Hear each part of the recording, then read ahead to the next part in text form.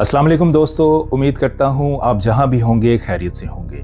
दोस्तों, हज 2025 के दौरान जब 67,000 आज़मीन हज का इशू चल रहा था तो उस दौरान एक ऐसी खबर भी थी जो मंजर आम पर नहीं आ सकी, या उस वक्त उस खबर को इतनी अहमियत नहीं दी गई थी, क्योंकि उस वक्त लोग सिर्फ एक ही बात जानना चाहते थे कि हमारा हज वीज़ा कब आएगा और हम हज पर कब जाएंगे।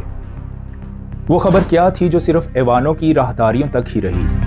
मैं आज आपको तफसील से बताऊंगा कि 67,000 पाकिस्तानियों को हज से रोकने के लिए किसने कितनी मेहनत की। वीडियो को मुकम्मल देखें, आपको समझ आ जाएगी कि कैसे कैसे नाअहल लोग हम पर मुसल्लत कर दिए गए हैं, जिन्होंने सिर्फ अपने मफादात के लिए 67,000 लोगों को हज जैसी सादत से भी महरूम कर दिया।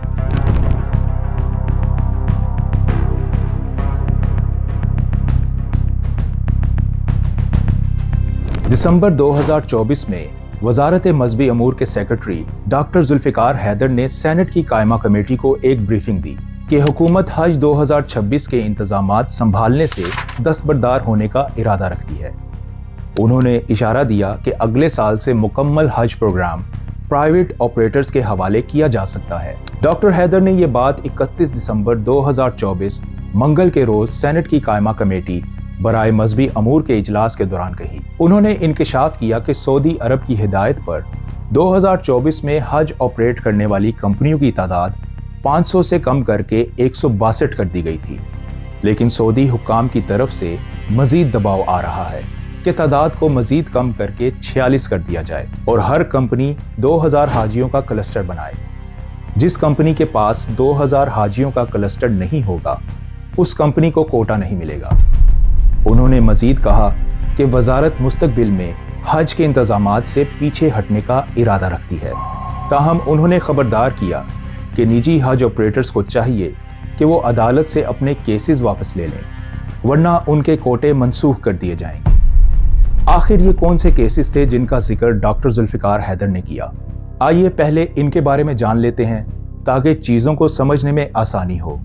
2 सितंबर 2024 पीर के रोज़ 12 रजिस्टर्ड हज ऑपरेटर्स का एक group supreme court of Pakistan से रुजू करता है और ये ग्रुप वजारत मजहबी अमूर के अंडर काम करने वाला इदारा होप पर तौहीन अदालत की कार्रवाई शुरू करने की दरख्वास्त देता है, जिसमें इल्ज़ाम ये होता है कि होप ने अदालत अज़मा के साबका फैसलों की खुली खिलाफ वर्जी करते हुए हज ऑपरेशंस में कार्टेलाइजेशन की है। दोस्तों, कार्टेलाइजेशन का मतलब है कि कुछ कंपनियां मिल मिलाकर आपस में काम करती हैं ताकि बाकी मार्केट को काबू में रख सकें।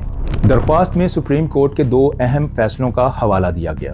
2014 का दोसाई ट्रेवल्स प्राइवेट लिमिटेड केस और 2017 का मोहम्मद आरिफ अदरीस केस। अदालत ने वाज़िया तौर पर हुक्म दिया कि किसी कंपनी को साबका कोटे की बुनियाद पर तरजीह नहीं मिलनी चाहिए और निजी ऑपरेटर्स को मेरिट पर कोटा दिया जाए।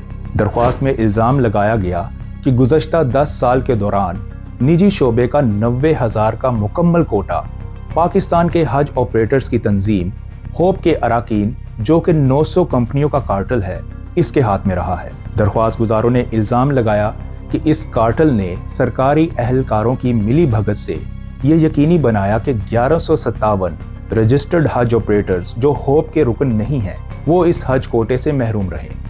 उन्होंने दावा किया था कि इस इजारादारी की वजह से हज इंतहाई महंगा हो चुका है और अगर ज़्यादा से ज़्यादा हज ऑपरेटर्स को आज़ादाना तौर पर हज कोटा तकसीम करने की इजाज़त दी जाए तो इसके नतीजे में हाजियों को बेहतर खिदमत और कम कीमत में बहुत सी सहूलियात मुयस्सर आ सकती हैं।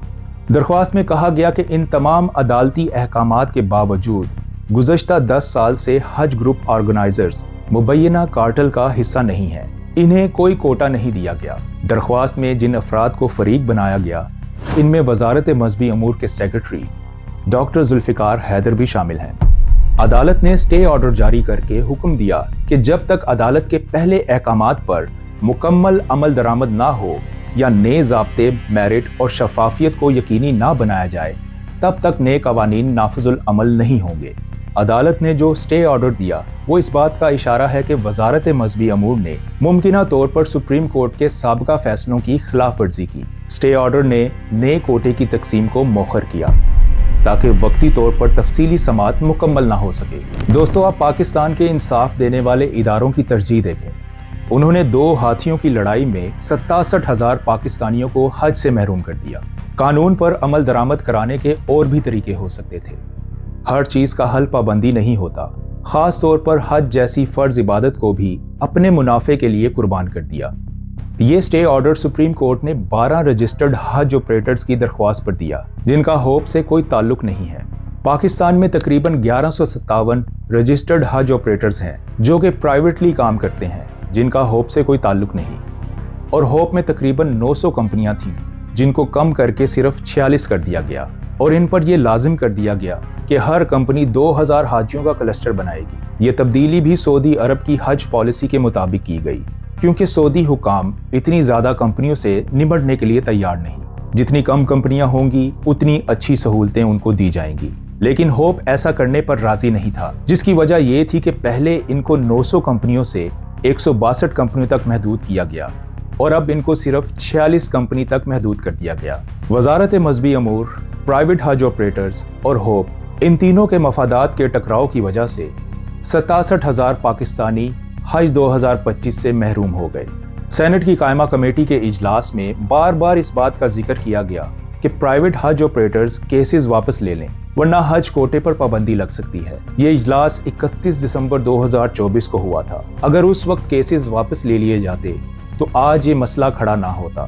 اجلاس میں جس بات پر زور دیا گیا کہ حکومت چاہتی ہے کہ حج 2026 میں سرکاری حج ختم کر کے تمام کوٹا پرائیویٹ کر دیا جائے، تاکہ لوگوں کو ان کی مرضی کی سہولت مل سکے اور انتظامات مزید بہتر ہو سکیں۔